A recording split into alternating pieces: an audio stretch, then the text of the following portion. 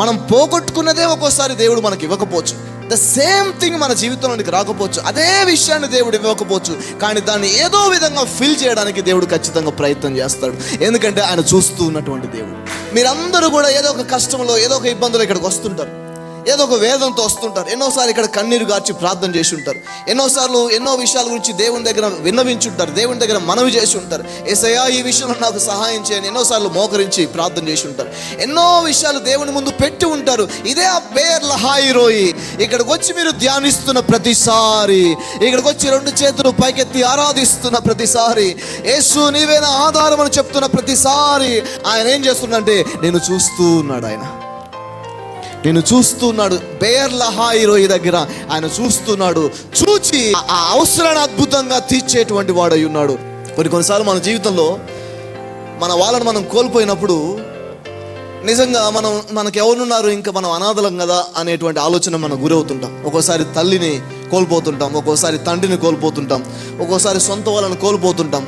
అలా సొంత వాళ్ళని కోల్పోయినప్పుడు, మనల్ని ప్రేమించిన వారిని బాగా మనం ఇష్టపడిన వాళ్ళు మనం కోల్పోయినప్పుడు మన లోపల ఆ వెలితి అనేది అలాగే మనల్ని వెంబడిస్తూ ఉంటుంది, అలాగే వేధిస్తూ ఉంటుంది. బహుశా ఈరోజు నేను ఎవరితో మాట్లాడుతున్నాను, మీ తల్లిని మీరు కోల్పోయి ఉండొచ్చు, మీ తండ్రిని కోల్పోయి ఉండొచ్చు. వీళ్ళుంటే నాకు బాగుండు కదా, కొంచెం ధైర్యంగా ఉండేది కదా, వీళ్ళు నా పక్కన ఉంటే ఈరోజు ఇంకో విధంగా ఉండేది కదా అని మీరు అనుకుంటున్నారేమో. దేవుడు ఎవరినైతే మీరు కోల్పోయారో, ఆ కోల్పోయినప్పుడు, ఆ నష్టపోయినప్పుడు దేవుడు ఆ వ్యక్తిని చూస్తాడు.